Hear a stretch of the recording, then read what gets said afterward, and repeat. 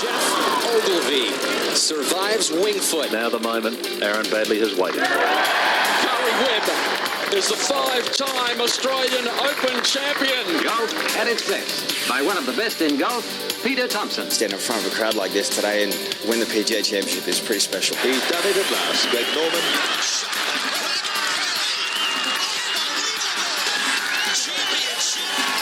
Matt Jones gets his name on the Stonehaven Cup. Leishman to 11 under. Now we've got a new leader, kids. There it is! Adam Scott. A life changer. Coming up next, you have unrestricted access to golf across Australia and the world. Thanks to Golf Australia, we're going inside the ropes. Subscribe now on iTunes or your favourite podcast app, or head to golf.org.au. G'day everyone and welcome to a very special episode of Inside the Ropes, episode 131. It is our President's Cup special and I am delighted, as ever, to be welcoming Marc Hayes to the team this week. Thank you so much. It doesn't seem like that long since we did the last show, so I'm really thrilled to be here. And yeah, you could have changed for us, just pointing it out. We have the Executive Director of the President's Cup, Marc Kamienski, as well. Looking forward to picking your brains about what you've done and what's coming. I don't know if you really should be looking forward to that, but that's okay. I'll try to add some comments. It's a dark place, surely. Probably will be darker after the President's Cup, maybe the little day. And Justin Falconer, as ever, always good to have you here. How are you doing? Good to be here. I'm good. It's good to have Matt here. Things are obviously going pretty well down at Royal Melbourne. If Matt's had a couple of hours to join us. So. Well, that's it. We've pulled you away from all of the action, Matt. Where else would I want to be? Exactly. That's where I want to go. So can you give us a little insight into what your role has been? You've been on the show before, but just a little refresher in terms of, what you've been in charge of and for how long as well. I feel like it's been a pretty lengthy job. This will actually be my 10th President's Cup that I've worked on, so of the 13. So this will be the 13th one. But 10 in a row? Yeah. So since 2000. Okay. So it was my first one, and in different roles, various roles. But I've actually lived here in Australia. This is my second stint, but I did the 2011 event, and I've been here for the last 2 years getting ready for the President's Cup. We did have the World Cup last year, but really it was all about getting ready for the President's Cup. And so it's we've got a great team, and that's why I'm able to be down here and spend the time with you guys, because the team is ticking along, getting everything ready for 10 days' time. You're going to ditch the PGA Tour and come and live permanently with us after this? No, I don't think so. But I would love to live. I mean, this is the best place I've ever lived in my life. So yeah, I mean, Melbourne has a special place in my heart, and for my family, we've absolutely loved it, and for the PGA Tour as well. We love coming here. The players love coming here, and the golf courses are better than anywhere else in the world. So. Can I say one really obscure thing to you? Because I've been meaning to say this to you for years now. I think I know where you're about to go. Yeah, I think I know. Congratulations, because you're the only American who says Melbourne correctly. Am I? There are 330 million Americans, and not one of them says Melbourne the right way except for you. Well, we've been training our folks back in the States. We've got about 70, 80 folks that are going to come down to work the event, so we've been trying to train all of them. So hopefully they don't say Melbourne. Yeah, Can I be a PGA trainer? That sounds like a magnificent job. They're not going to understand you. No, that's true. That could be hard work. No, very valid. Well, we've got a massive show coming up today. We're going to have another chat with Marc Leishman as well. He tuned in last week, so it's always good to hear his thoughts. One of the most down-to-earth blokes I think you can find. Maybe behind you, Hazy. You might be up there. I think he's got me covered. Yeah. I just want to, while we're doing silly things with Matt here, we're obviously brought to you today by Drummond Golf, Australia's biggest, and they're a key part of the President's Cup too. What role are they playing down there? Well, they're our official merchandiser. On site they'll have a 15,000 square foot, or so what is it, about a 1,300 square meter facility right in the middle of our fan village. So they'll be selling all the President's Cup merchandise there, and they're already selling merchandise in their shops around the country. We brought one hat here, that will the freebies showcase. Today. Yeah, the freebies for you guys with the international team logo. Get everybody behind the internationals, right? Wow, is that? That was unexpected. That was unexpected. Sorry. This is magnificent. This is where we want to take this show. That's it. That's us firing. Yeah, so we'll see. Drummond's been fantastic to work with, and look, they're come on down. That's where the only place you can get the merchandise, other than their stores, but on site at the President's Cup. So. Fair enough. It's epic. We've spoken about it in other forums, but the footprint at Royal Melbourne is enormous. Over the road at Sandringham, the old Sandringham Golf Club is enormous.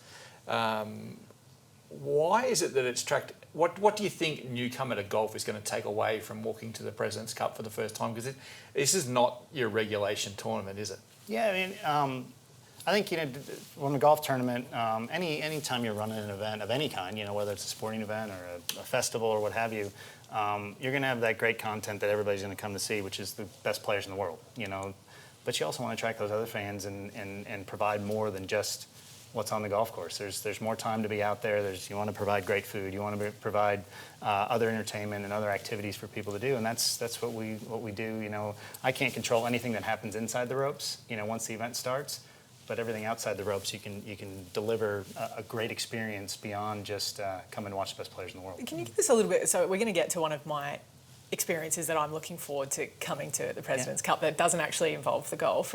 Shocker, it involves food for anyone that doesn't. But can you give us an idea a little bit about the magnitude in terms of what's had to be built on the golf course and the infrastructure? Because it's all over Melbourne. There is like kind of graffiti art all over the city. There's posters gone up all the way down along South Bank, which is kind of the main river that runs through Melbourne. Well, the Yarra is. South Bank's the area off the river. I should correct myself. There we go. But can you kind of just paint the picture of the wide-reaching nature of the President's Cup? Yeah, I mean, and it starts with our captains too. When you think about the two guys that are going to be leading these men, and that's what we've championed out there in our advertising that you see. But the event's bigger than just a golf tournament, and it's while the players on the golf course are going to be amazing, and we wouldn't have it without them. It's everything else that we're going to be bringing to the event, and it's. When you think about the Australian Open, they do that so well. And the Australian Open tennis here in Melbourne does it year in, year out. And it's probably the best major in tennis, or the best tennis tournament that I've ever been to. But you create some of those things on site. And the fan is much more sophisticated than they used to be, And one thing with, from a golf perspective, you say it's not the traditional golf tournament, but this is what we do in the week in, week out on the PGA Tour, trying to deliver something that's more than just that golf tournament. And I think people will come out. A lot of people with golf, people tend to say, "Well, I don't play golf, so why would I even go to that?" Well, do you ride a horse? Do you go to the horse race? Oh yeah, I went to go to the horse. But yes, I mean, do you play footy? Tennis. Well, no, I don't play footy, but do you play tennis? I go to the tennis. So golf should be in that same ilk, and hopefully when people come out to see the President's Cup, they'll see that it can be, and golf in this country can take that step forward to do that as well. So it does help with the players, obviously that and the caliber of players, because I think you find with fans anywhere, they want the best of the best, and when they can have that, and they're going to have that at the Australian Open the week before, they're going to have it again here with the President's Cup. So what, in terms of fan experience structures on site, what do we have to look forward to? Like, what for someone that's walking through the gates of Royal Melbourne, what are they privy to? What does their ticket get them? So as you come in through the gates, just a grounds ticket, you first have access to our fan village, which is going to house the Drummond merchandise facility. It's going to have a city interactive zone that anybody can go in and just test their skills on various activities within that. We'll have a kid zone for the younger kids to go and do some fun activities that are golf related, but also just fun things for kids to do, a coloring wall and things like that. Melbourne, who Visit Victoria is our official host for the event. We wouldn't be here without them, and many events wouldn't be, but they have a Melbourne lounge right in the dead center of our fan village. It's going to showcase everything Victoria, everything Melbourne, whether it's wine, good coffee, and then talk about the great golfing regions that are here in Victoria. And one of the really cool, food trucks and galore. We'll have a stage that'll show entertainment during the week. But also, we have Michelin star rated chef. Here we go. Here we go. I'm in. Which is really exciting that he's actually doing his first ever pop-up restaurant here in Australia. He's been away from Australia for 21 years. He's in Melbourne born and bred, but along with Dina McPherson, our official caterer, they're delivering a Gwen pop-up. Gwen LA is one of his restaurants in LA. And so you're going to be able to have a taste of that here at the President's Cup, starting on the Saturday before and running all the way through the Sunday. So there's bookings available, which is pretty cool. Look at the smile on this. Look at the smile on this face, Matt.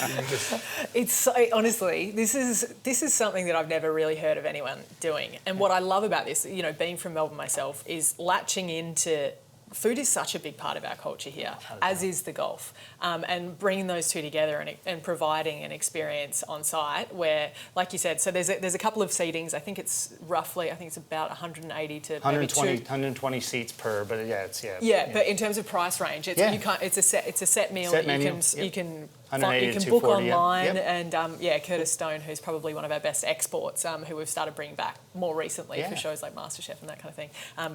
He can cook. The kid can cook.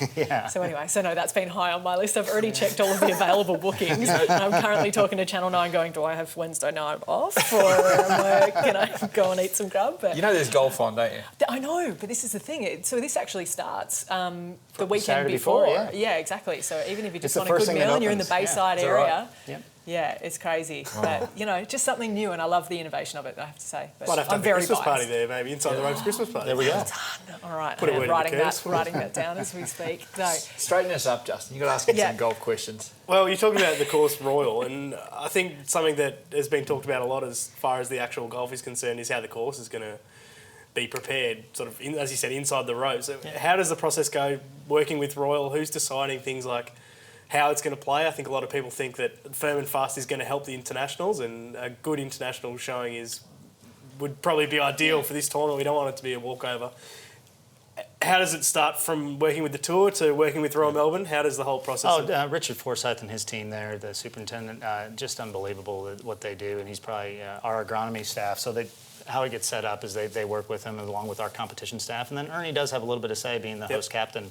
But I think when you said firm and fast, that's the way Sandbelt is supposed to be played. That's the way Royal Melbourne is supposed to be played, and that's the way the players want to see it. I think a lot of people say, does it favor the internationals? I mean, these guys are the best players in the world. They can really play anywhere, and they can figure out a golf course pretty quickly, I think. But I think it's the knowledge that comes with the captain. I mean, Ernie Els holds the course record there at a 60. I mean, imagine going out there and shooting a 60 on the composite golf course at Royal Melbourne is unbelievable. And he probably should have shot 57. I mean, he left some shots out there. Oh, she's harsh. No. I mean, he would say the same thing. He said, Adam played. I mean, I think he went around there and was just on fire. And he probably, feels like he left some things out there with that 60. So I think, sorry, don't show this to Ernie. I'm just kidding. Ernie, I'm here supporting you. I think these guys are going to. The golf course will set up the way I think a Sandbelt is supposed to play, but we also don't want it to get too crazy to where guys are winning holes with bogeys or double bogeys or something like that because they're putting off the green, and with the winds that could change and things that the golf course can do that a little bit. That's the thing that I love the most about Royal Melbourne, because I grew up on the back of it, and my coach was Bruce Green, who was there. So he used to who is another Melbourne institution on his own.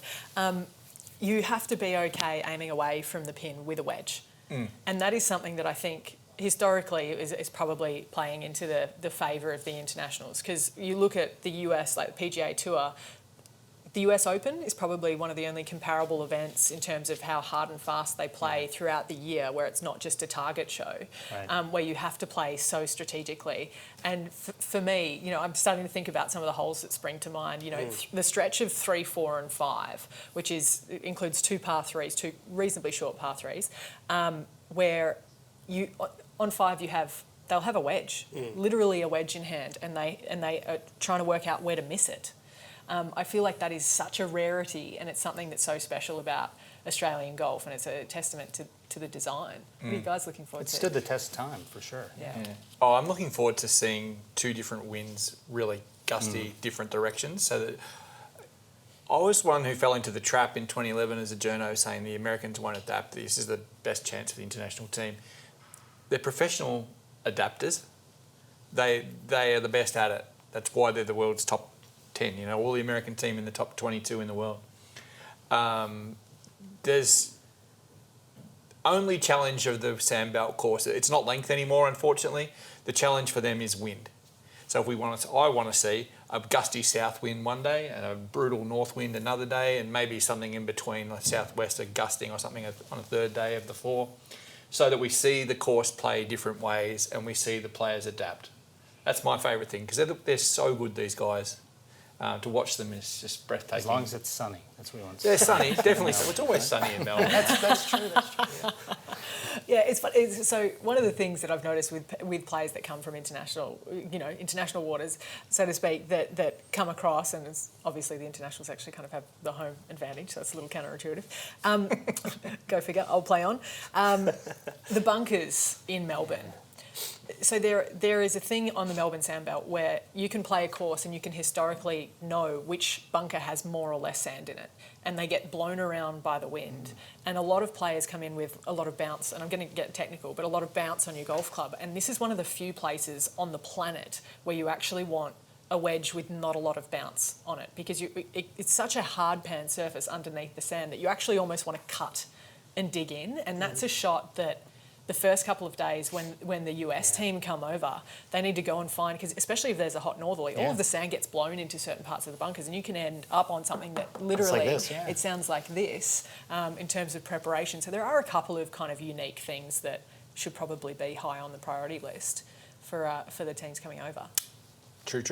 I wanted to take Matt down a different direction. We've asked him a few Dorothy Dixes. I've got to ask him a couple of hard ones.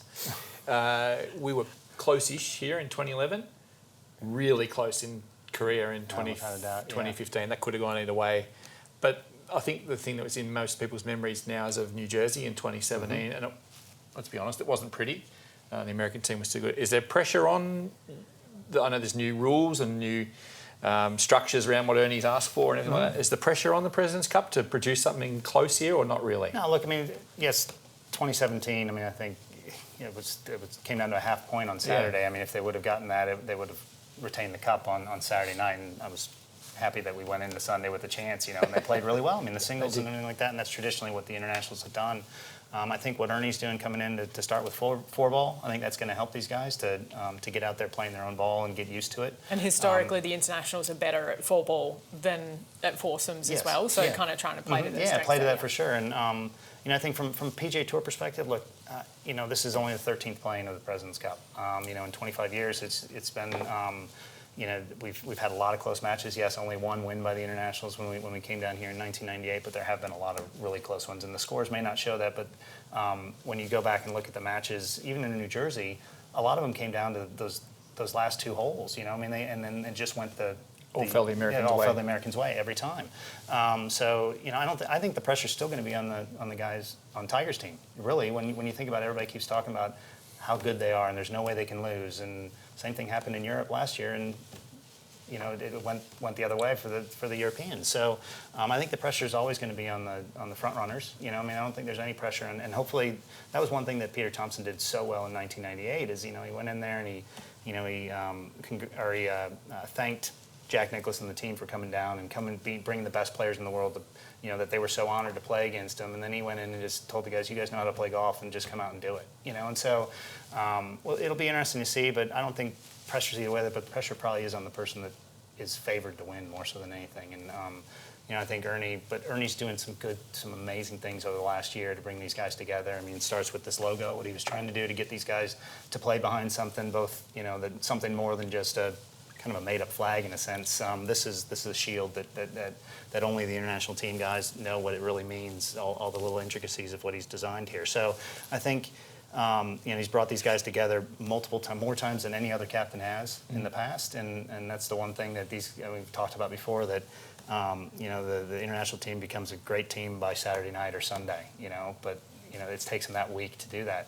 But they've been together so much. They're playing at the Australian Open together. They're going to come down here ready and raring to go, and both teams want to win, so it's going to be an exciting match for sure. I think they had a team bonding dinner as well. I think at the CJ Cup, I want to say KJ Choi hosted a lot of the international guys, so it's been on their radar. They've had a few. I mean, he put a lot of the potentials together at the Zurich event. They all got together. We kind of created what it would be like at a President's Cup. They were in the same hotel, same floor, and they're doing the same thing up at Sydney the week before. So Jeff Ogilvy was saying that Royal Melbourne the other night that they had the WhatsApp group going with all the, as he said, the possibles earlier in the year, and now they've got the probables in the WhatsApp, and they've been going out for dinner and things like that. And I think Jeff said Ernie was probably already one of the best captains he's sort of been around. So it sounds like Ernie's doing everything right, and they couldn't be in better hands, the internationals. And you're right, Hazy, we need a good performance. And I mean, if Royal can sort of play how we think it'll suit the internationals, and hopefully we get a good result. What's exciting too is you mentioned before the young guys are on this team. You know, you got 6 rookies and stuff, but you look at Abraham Answer. So winning at the Australian at the Australian Open last year and coming back to defend, but he made a comment at the beginning of the year that his number 1 goals in golf were making an Olympic team and making a Presidents Cup team. He didn't say I want to win a major. So they're aspiring to, you know, they've seen these. They've grown up watching these events, and the international guys are behind it too. They want to make the Presidents Cup team. We're going to have our, you know, a lot of those 6 rookies that are fired up and ready to go and ready to play for, you know, all these young guys on this team probably started playing golf because of either Ernie Els or Tiger Woods. And it's amazing that they're able to play for him now. Yeah, that's very cool. And of those 6 rookies, we've got 4 countries having their first representative in the President's Cup. Haotong Li from China, CT Pan from Taiwan, as you said, Abraham Answer from Mexico, and Joaquin Neiman as well from Chile. So hopefully get those countries engaged. And actually, countries in region with Chinese Taipei, China, and then you know running up. So yeah, and Japan, and yeah, so it's gonna be awesome. Yeah. How do you think? You know, we look at the team. It's the youngest ever international team. Just as a discussion point, I'll lob it up to whoever wants to bite on it first. But it's not by design the way that this team's come about, but it will be the youngest ever international side. How do you think? What are the advantages and disadvantages of that? I mean, how could you know? I mean, the Americans have got 3 debutants that also haven't played a Ryder Cup either, in I think Xander Schauffele and Woodland and Patrick Cantlay, perhaps? What did he play last year? Yep.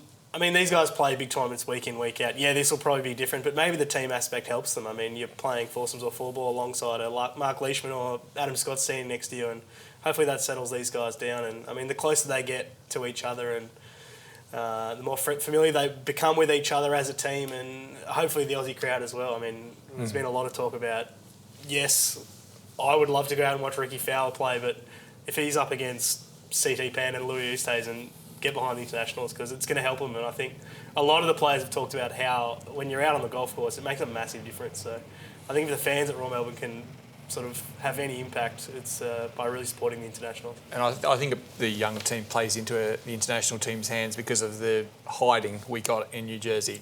I think that these people haven't been scarred. They've got no memory of it. No memory of that. Yeah. And all they know is what Ernie Els has been preaching at them for 2 years. So I've been a massive cheerleader for the international team over the years. You have to say something on the negative side when such a result happens. But I think they are coming here with a totally new outlook on the whole thing. And I don't want to say I'm confident in that, but I think they'll put in a really strong showing, and I think the youth is the key to that.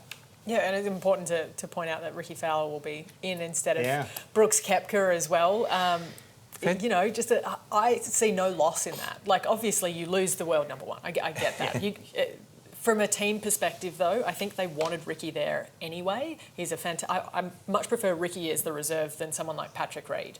I just think he's such a guy that can come in and can be paired with anyone. He's got a wicked short game, which is always going to help around Royal Melbourne. He's a great putter. No one's going to... Loves the sandbelt. Loves the sandbelt. Yeah, he does. Yeah, fair point. But we want Brooks there because you want the best ever that are there. We have the 12 best ranked injury-free players from the US. It's an incredibly strong team. Just sucks you take out the world number 1 and you whack someone in the world 20, top 20 in your team. We would kill for that. They do have a really strong team. There's just no depth in American golf anymore, is no, there? there's just not. It's not a golden era at all. Yeah, we should talk a little bit about some potential pairings, maybe, that you're looking forward to seeing. I'm going to lob it up. Have you put any thought to kind of who you think might get put together? I reckon the Patricks might be a team. Patrick Reed, Patrick Cantlay, they've played together 3 times at the Zurich and just seem to balance each other out. Cantlay loves classic golf courses. Reed loves the hype. I don't know, I think that could be Who does Tiger go with? He and Patrick Reed seem to be quite close. He and Gary Woodland seem to have struck up a bit of a relationship recently. Yeah, I would say Reed. I would say Woodland for Tiger. Would you? Yeah, they seem to really click as a friendship combination, and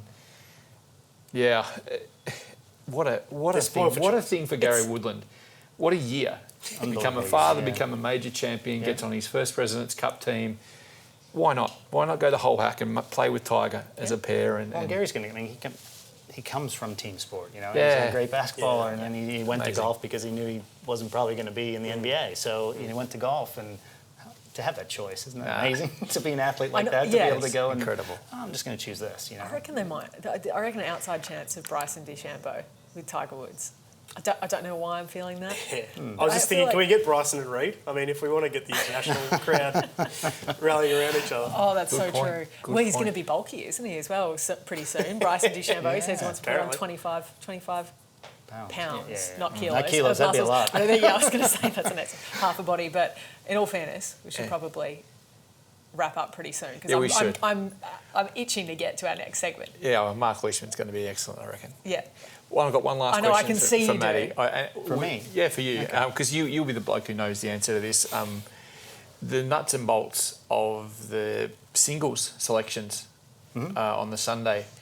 It's different to the Ryder Cup, isn't it? Because that's basically pick 12, and we just come together and we show each other our list. But the President's Cup's totally different. Yep. Well, I mean, for all the picks. So really, it's they can kind of play off each other. Like if I do pick Patrick and Patrick, then you can say, well, I'm going to put Jason and Adam up against you, or whatever that is, and for Ernie. So that's a pretty cool thing that you can set up those matches like they did back in 1998, Tiger and Greg Norman. That happened because I think they talked beforehand and made that work. So it's kind of cool. You can set up the matches that the public want to see, or also that the players want to have. So that would be the best hour of television of the week. Put a camera in that room when they're deciding. Well, there is a camera in the room, so it's shown live. So love that. When they make those picks and they sit across the table from each other, they got a little divider, kind of like.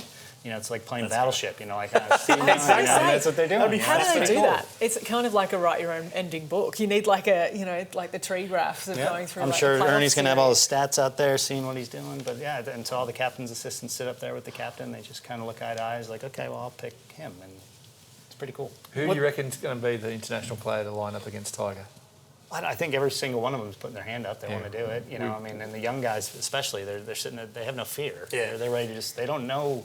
They're starting to see Tiger in his heyday, but they, you hear like Ernie Els used to say, you don't want him in your heyday. David Duval would say that you don't. They're starting to see it now after Zozo, and but these guys, they want to have a crack. Who would you most like to see play Tiger? If you could pick, who's your dream matchup? Oh, I'd like to see Adam Scott hand his ass to him. Ali? Sorry about that, Matt, but I think that would be epic if you saw Adam Scott and Tiger dueling it out, and it was one up on the 18th. And it would be Adam Scott's triumphant moment in President's Cup. Yeah. I think I'm actually with you on that, but I know that Hideki Matsuyama has a massive score to settle with Tiger after losing to him at Zozo, and he said that he didn't want to. He's got a score to settle with Jason Day for that. But I just feel like he said after that. Usually he's kind of like pretty placid, and he was like, no, I want to beat Tiger next year, and he might get a chance even quicker. So potentially there. We should ask Leish if he wants to have a crack. Yeah. Well, we can do that. Okay. Yeah. After the break, so much cool stuff coming out of the President's Cup. Some really inventive additions this year around, and it's cool to be part of it, really. Everything today's been brought to you by Drummond's Golf, Australia's biggest. Stick around. Marc Leishman is up next. Can't wait. You're listening to Inside the Ropes. The Golf Australia website is now the place to go to look up your handicap and so much more. Whether you're out and about on your phone or in the office trying to avoid work, just go to golf.org.au and punch your golf link number into the box at the top of the homepage. Who knows, maybe that last round was just good enough to put you in single figures. While you're on the site, check out the daily golf results at your club, view our course index for up-to-date ratings, read the latest golf news from home and abroad, listen to Australian golf podcasts and interviews, and watch video tournament highlights or tips to improve your game. It's everything a golf tragic could want. Visit golf.org.au today, the home of Australian golf. Welcome back, everyone, to our President's Cup special edition of Inside the Ropes, brought to you by Drummond's Golf, Australia's biggest. Boys, we've got Marc Leishman on the phone. It's always a pleasure to chat with him. We've already grilled him a little bit about the Australian Open, but I've got a couple of questions up my sleeve, I've got to say, coming into the President's Cup. It's a big 2 weeks in any Australian golfer's life to come home and play the Australian Open, like we spoke to Leish about last week. But I know that he's been heavily focused on the President's Cup for a long time, and as the leading qualifier did you end up being the leading qualifier, Leish? We may as well introduce you on that very loose note. Yeah. What did that mean to you, mate? Because that was, there's a whole world of golfers trying to get into that position, and you achieved it. Yeah, it was pretty pleasing because, when the President's Cup, pretty much in your home city, I grew up in Warrnambool, but played a lot of my golf, most of my golf in Melbourne. To be on that team was a real priority and something I was thinking about, before the points even started, really. So, it would have been a hard one to sit back and watch if I hadn't have played great leading up to it. So it was, I was pretty determined to get on that team and hopefully be a leader on that team. So, I've done the hard yards early, just getting on the team and being one of the leading qualifiers. But, it's more important to play well at Royal Melbourne there in a couple of weeks. So hopefully I can be a leader sort of on and off the course and we can get us over the line. Royal Melbourne, the site of the only internationals victory in the President's Cup. There's got to be some kind of feeling like, I feel like it's kind of the beast with Royal Melbourne. She's a moody golf course. What kind of local knowledge do you think you can kind of bring to the table, Leish, being from Victoria yourself? Well, I mean, a lot of it's about knowing the conditions. It's a heavy wind there.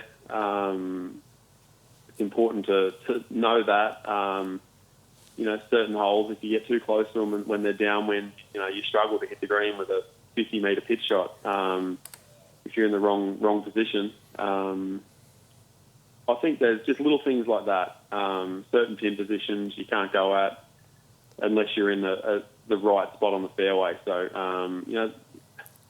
it's one of those courses you have to play a few times. Ernie obviously played it a lot and played it very successfully, so he's got some ideas. And I'll do what I can to give my knowledge to the other guys in the team as well. So does Ernie put the heat on you, mate, to pass your knowledge on, or is it left to him, or is it just one big shared sort of kumbaya moment among the international team?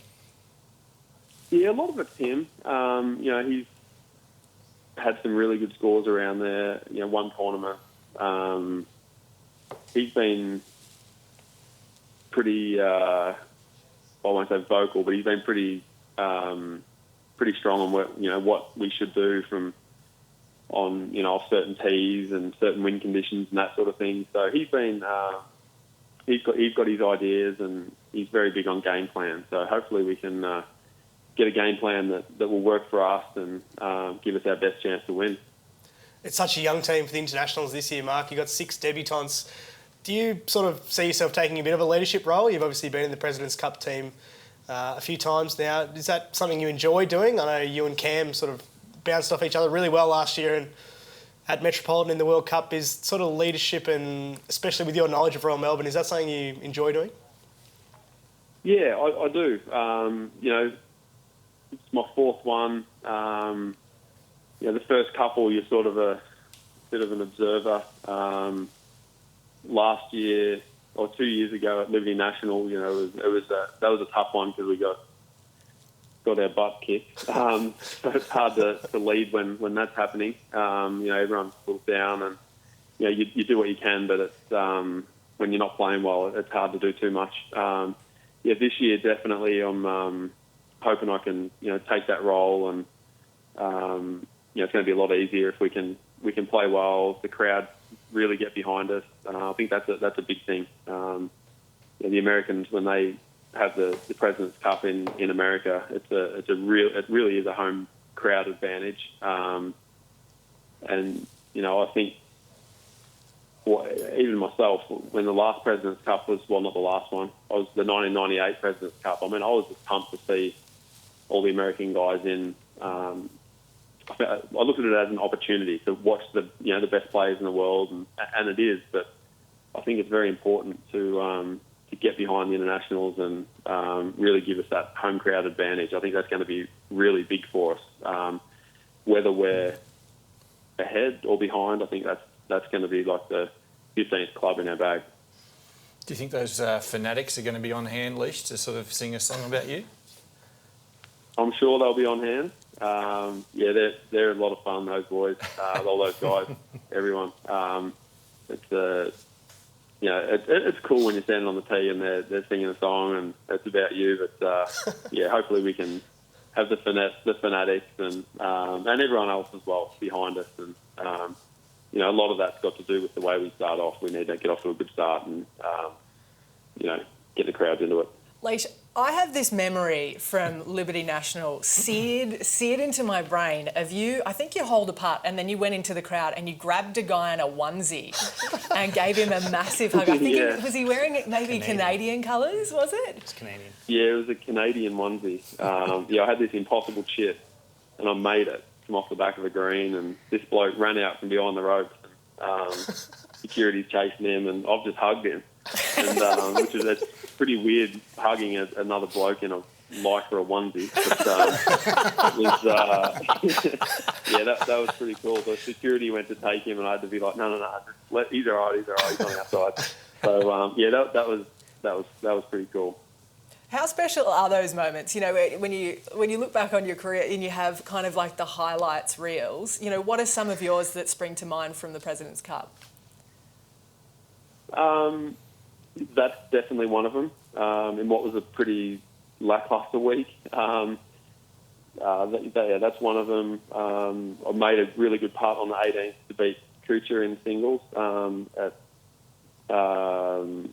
Muirfield Village, my first President's Cup, and then made a 6-footer on the last as well to beat Jordan Spieth one up in Korea. So they're probably the two, the three that stick out.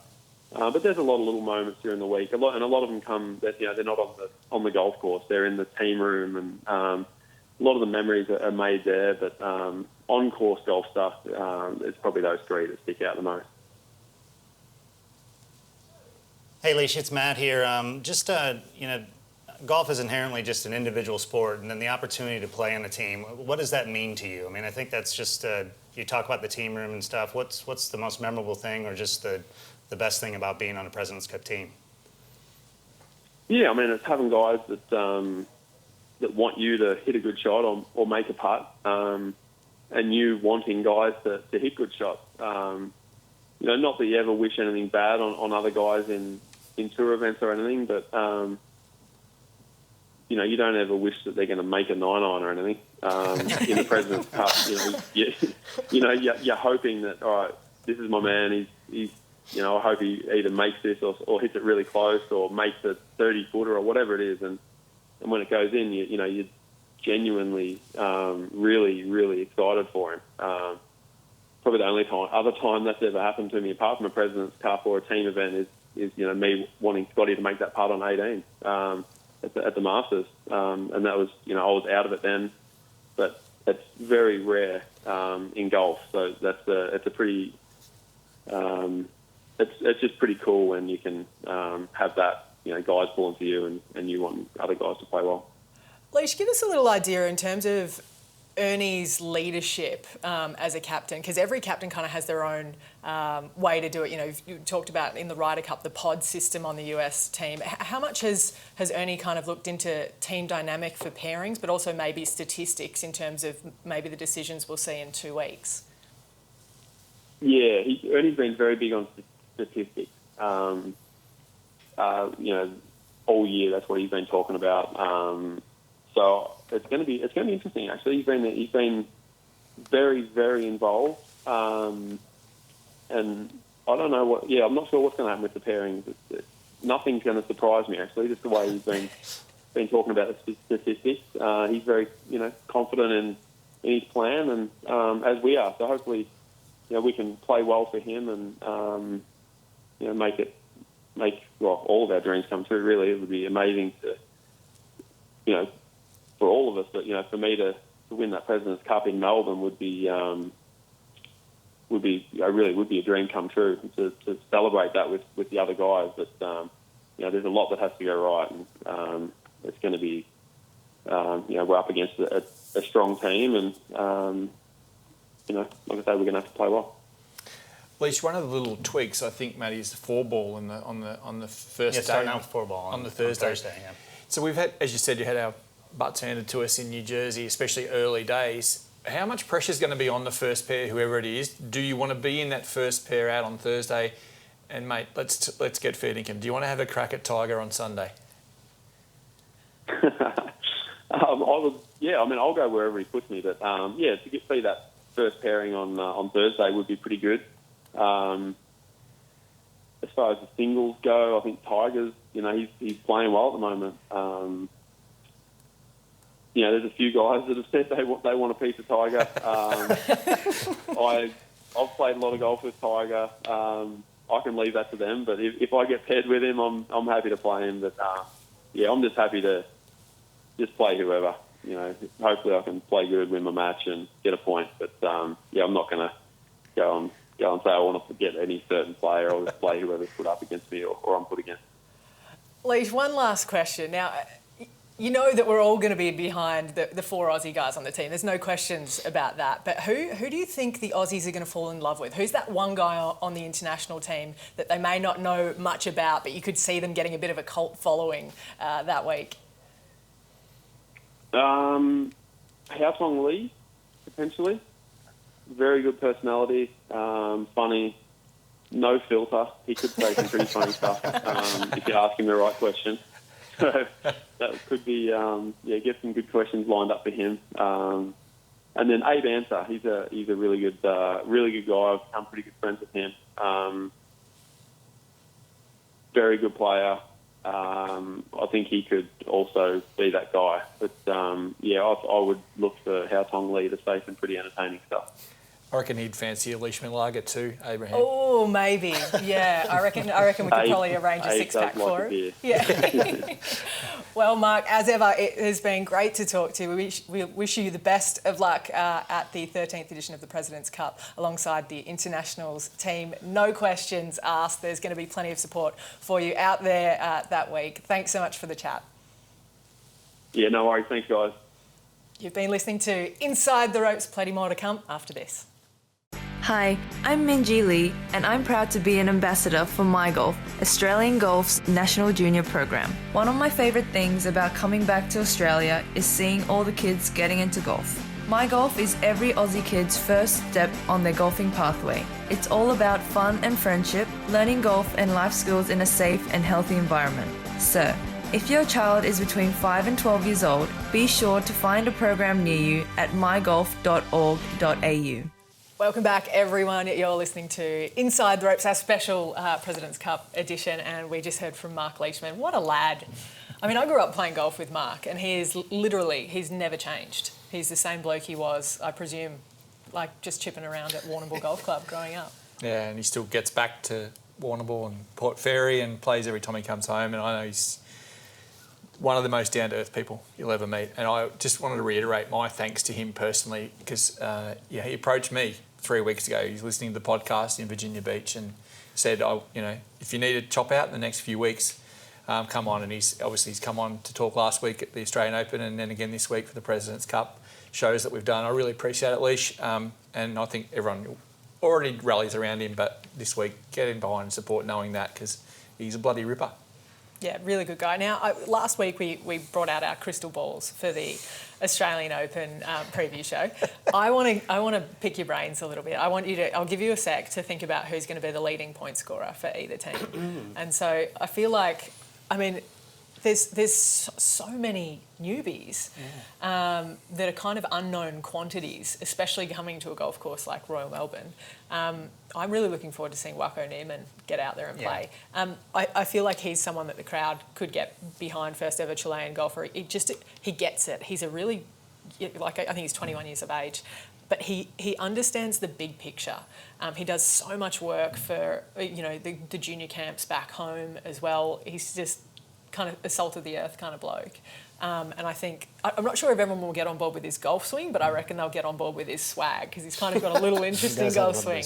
Yeah, but we've got a couple of interesting golf swings on the team. Im and Hideki at Matsuyama amongst those. But what do you got, Hazy? Well, I just want to say, we would love to have seen Neiman at the Australian Open, but as soon as he got his pick from Ernie Els. He just made a beeline for the sandbelt. He's been down here this past weekend, practicing and tuning his game, which I think is really smart. Got a lot of time for him. He seemed like a nice guy to speak to on the phone when we had the conference call a couple of weeks ago. Just another guy to really buy into early, buy low. Hopefully we don't have to sell him, but watch him rise. His stocks rise through the years. I loved Abraham Ansell last year. There's no reason to think that he won't shine again on the sandbelt. Did so well with, was it Roberto Diaz last year for Mexico? I think so, they ran second in the World Cup. I'm really looking forward to seeing him again. His game suits the sandbelt. Who's going to... If you're putting me on the spot for my tips, Ali, I'm going to say that I think Patrick Cantlay, who's been the quietest, most informed player for the year just about, and I think he might get put in parts of the draw where he's not necessarily against the best the international team has to offer, if that's the politest way of putting it. I think he's a red-hot chance to be the number one point scorer for the United States. I think he's had an epic 2019. I can't see why it wouldn't continue, and for the international team, this is just pure bias. Adam Scott, he's my man, and he's You're going all in. I'm pushing him because all in on Adam Scott. He's lived and breathed the President's Cup for 15 years. He's been the heart and soul of the international team. He's bled so many times for it. He deserves a break. Whether the international team can get over the line or not, not really in his hands. He can play his part for 5 points, but I think he'll be primo primed to get the job done. Two great picks there. Yeah, I think he's just that guy who fires up for this more than anyone else. Well, Adam Scott's got the most President's Cups under his belt than anyone on either team. This will be his 9th. And it's interesting you talk about Cantlay, because Cantlay said openly how much he loves fast greens. He loves classic golf courses. He loves fast greens. He can't wait to come out here. World number 6, so maybe not quite a shock that you're picking him. But he's one of those sleeper bets that people might not know about. Yeah. And all of a sudden, he's literally in the top 6 of the world. How about you, Matt? Oh, it's hard for me to pick these ones, but running the event. But no, I mean, when you look at both sides, I think everybody's going to come down wanting to play well and win. I'll go to the international side first. When you think about, I think Hideki Matsuyama's going to come in wanting to score a lot of points and do well on the team. But also Sung Jae Im, I'd like to look out for him. I mean, that kid plays week in, week out, and he's just a grinder, and I think he's gonna bring a lot to that team, and I think he's gonna do really well for the internationals. On the U.S. side, I think Patrick Reed's gonna come down and want to do something. Being that that pick for coming down to a pick, I think he's gonna come down and he's gonna want to prove something. He does it. He just rises up in these team events, and I think he's gonna do it again here as well. So a lot of people questioned Tiger picking him, and going in. I think there was a lot of that, and Patrick's very thankful, and he's ready to come down. He wants to represent USA, so it'll be interesting. He copped a lot of flack for what happened last year at the Ryder Cup, Patrick Reed. So I think if there's anything more dangerous than Patrick Reed, it's him with a chip on his shoulder. So I think you're probably right. He'd be ready to come down here and play well and do well for the Americans. I'll take, as far as the Americans, I'm taking Tony Finau. I think in the Patrick Cantlay mould, it's the guys down the bottom that are going to maybe a little bit off Broadway. He might not get a Jason Day or whatever, but he's going to hit it so far at Royal Melbourne, and it's not the answer to playing that golf course well, we know that, but he's such a good player. He's had a great year, and he's sort of solidified himself as one of those top 10 or so of those Americans. And I mean, he had such a great time at Royal Portrush at the Open, and he's a great player in his own right. And the other one, again, pick with my heart, Cam Smith. I'd just love to see him play well. I know how much this tournament means to him. He's been talking about it all year, and he's got familiarity with Royal Melbourne. He's played there in his junior days. I think a couple of Oz amateurs, perhaps hazy or tournaments of that sort of mould, sort of now 5 or 6 years ago. But he's got the game for Royal Melbourne. He's got the short game, and I would love to see Cam do well and put a few points on the board, hopefully with Leash by his side. But it'd be super cool, and I hope he gets a great Sunday singles matchup as well. Yeah, Sung Jae Im is very much on my radar. I have to say, he made more birdies on the PGA Tour than anyone, I think, last season. Right? Than anyone, and won the Rookie of the Year race as well. In fact, they did it on the Corn Ferry Tour the year before, and then goes and does it on the PGA Tour. I mean, it's back-to-back Rookies of the Year. It's amazing. I think he was Player of the Year. Yeah, I know. He's got a decent record, and world number 33. I don't know. I just feel like if you look at the stability of his golf game, I think he had I want to say 16 top 25s last season, and so he's a guy that's usually, you have a lot of birdies and you kind of lack in the consistency, but I feel like that's a guy that you can bank. You can bank 4 birdies of him every day, and I feel like, especially in the team, in the team kind of stakes, that's going to be important. So, curse you and your stats and your objectivity. I know I need to think with my heart more, don't I? I know. And the US team side, what's the US team side? I mean, I genuinely love watching Justin Thomas play golf. I have to say, he's a guy that he's a friends with a lot of my friends on the US tour, and he knows how to have fun. And I'd love to see he and Ricky paired up because I just think They're good. They're great mates, and they're such a likeable pairing. And so that's why, I guess that's my heart. That's Not too my heart pick. team I know, it's all debatable. That's one of the things, and we've talked already here about, Ernie wanting people to support the international team as much as they admire the Americans. When you get a team like that, they're going to love Thomas, and they already love Fowler. The Reeds, on the other hand, they're the ones who are going to get the blood pumping a little bit. I don't think there's going to be any danger in Patrick seeing the nice side of some of the Australian fans. So, it's going to be fascinating. It's going to be absolutely fascinating. We're really grateful to the PGA Tour to have it down here for such, we didn't think we'd see it back after 2011 so quickly, but, through different reasons, it was made possible, and we're really glad now. Yeah, absolutely. Also happy to have the support of Drummond Golf, Australia's biggest, for our President's Cup preview show. It's been a pleasure chatting with you guys. Mark Hayes, thanks, you're Ellie. Fantastic as always. Matt Kamienski, good luck for the next couple of weeks. We hope that you can still talk the week after. You're going to be out there that whole week, so it's good. No, we're all in this together, right? We're going to everyone put your hands in, and we'll do it. A kumbaya at the end of this. Justin Falconer, you're one of the busiest blokes in Australia as well, with Mark Hayes. He hasn't got time for a haircut. Doesn't need Do you get that a lot? If the internationals win, I'll get a haircut. There you go. You heard it here. There You heard it here first. Well, that's it from us today. You've been watching episode 131 of Inside the Ropes, brought to you by Drummond's Golf, Australia's biggest. We thank them for their support and look forward to the Aussie Summer of Golf. We'll see you there.